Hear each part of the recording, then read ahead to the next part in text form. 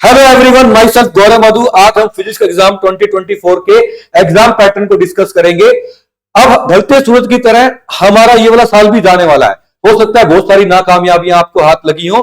बस मैं एक बात कहना चाहूंगा, कभी कभी मेहनत भी हारा करती है, खोया और पाया करती है। कभी कभी बादल की बदली सूरज पे भी छाया करती है। आप याद रखना, नाकामयाबी के अंदर इतनी ताकत नहीं होती कि वो मेहनत को हरा पाए। तो अब आप नए ईयर के अंदर एक और रेजोल्यूशन ले, वो पढ़ाई का रेजोल्यूशन है। आज मैं एग्जाम पैटर्न डिस्कस कर रहा हूं, फिर मैं आपको नोट्स के बारे में बताऊंगा, स्ट्रेटेजी क्या होनी चाहिए और किस तरह पेपर को अटेम्प्ट करना है। हम सब बातें डिस्कस करेंगे। आज हम फर्स्ट सीरीज की वीडियो देखते हैं। सबसे पहले मैं आपको बताता हूं सीबीएसई आपको गिफ्ट क्या देती है। आपको गिफ्ट देती है वैल्यू ऑफ कांस्टेंट, जो है वो आपको लिखी लिखाई मिलती है, जिसके अंदर mass of electron, proton, Planck constant, C, ये सब वैल्यू और भी इसके अलावा वैल्यू है वो आप देख सकते हैं। हर सैंपल पेपर की स्टार्टिंग में दी हुई है। इसके बाद आता है कि रिस्क क्या है। तो ये देखो, जो सबसे हमारा सबसे अच्छा दोस्त होता है वही हमारा दुश्मन भी होता है।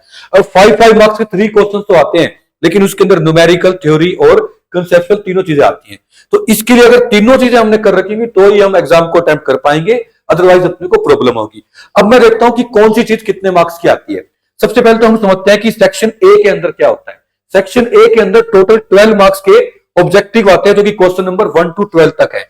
इसके अंदर मैंने जो सीबीएसई के सैंपल पेपर को देखा या और सैंपल पेपर को एनालाइज किया है, उसमें मुझे दिखा है कि 7 to 8 न्यूमेरिकल्स आते हैं और 4 to 5 जो है वो थ्योरी के क्वेश्चन आ रहे हैं। इसके बाद 4 मार्क्स के आते हैं assertion reason. Assertion reason generally जो होते हैं वो कंसेप्चुअल होते हैं। ये भी 1 मार्क्स के हैं, जो कि क्वेश्चन नंबर 13 से क्वेश्चन नंबर 16 तक है। इसके बाद हम आगे बढ़ते हैं। फिर आता है सेक्शन बी। इसमें टोटल 10 मार्क्स आएंगे।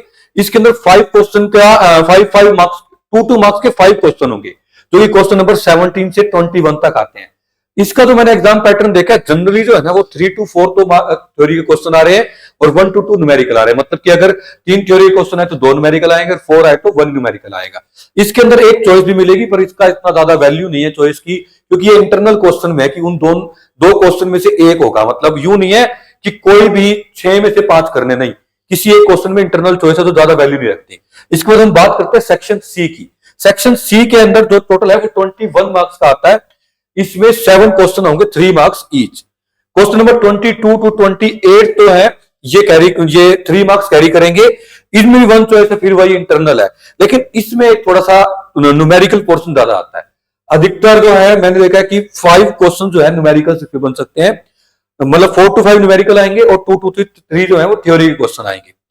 अब हम आगे बढ़ते हैं सेक्शन नंबर डी की तरफ। सेक्शन डी के अंदर जो है 2 केस स्टडीज आएंगी।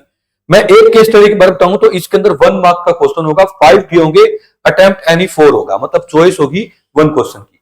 अब अगर 2 केस स्टडी है तो 2 अपने को चॉइस मिली। इसमें मिक्सअप सा रहता है, थोड़ा कंसेप्ट भी आना चाहिए, फॉर्मूले भी आने चाहिए, न्यूमेरिकल इसमें थोड़ा मिक्सअप सा रहेगा। हम कह नहीं सकते कि थ्योरी आएगी या न्यूमेरिकल्स आएंगे। फिर आता है हमारे पास सेक्शन ई। ये हमारा लास्ट सेक्शन है। इसके अंदर क्या होता है, इसके अंदर 3 क्वेश्चन आते हैं, तो 5 मार्क्स को कैरी करता है ईच क्वेश्चन।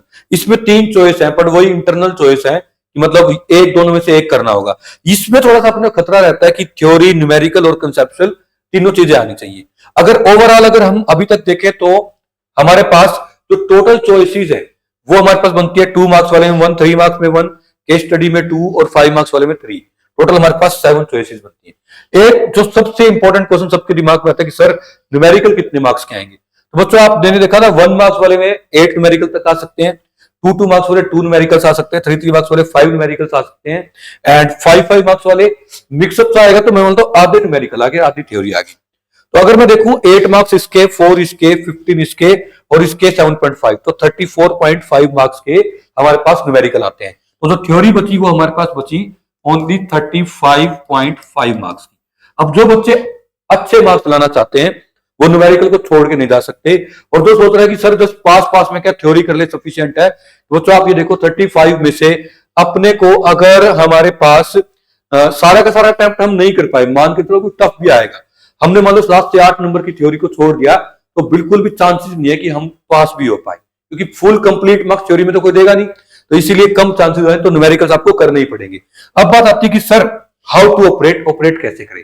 तो दोस्तों इसके लिए आपको नेक्स्ट वीडियो में बताऊंगा। अभी के लिए आप सेमीकंडक्टर चैप्टर स्टार्ट करते हैं। इसमें थ्योरी बहुत ज्यादा आती है और न्यूमेरिकल का प्रोपोर्शन जो है वो बहुत कम है। इसके बाद मैं आपको बताऊंगा जैसे वेव ऑप्टिक्स है, वेव के अंदर थ्योरी जो है वो सिलेबस से कट है, ओनली न्यूमेरिकल है। अगर आप उसके 100 से 150 क्वेश्चन कर लोगे ना, तो वेव का आज आप कंप्लीट चैप्टर कर पाओगे। तो मैं आपको सीक्वेंस बता दूंगा किसके अकॉर्डिंग आपको कौन से न्यूमेरिकल वाले चैप्टर है या कौन से ऐसे चैप्टर है जिसके अंदर न्यूमेरिकल थ्योरी दोनों करनी होगी। इस वीडियो में इतना ही। Thank you so much.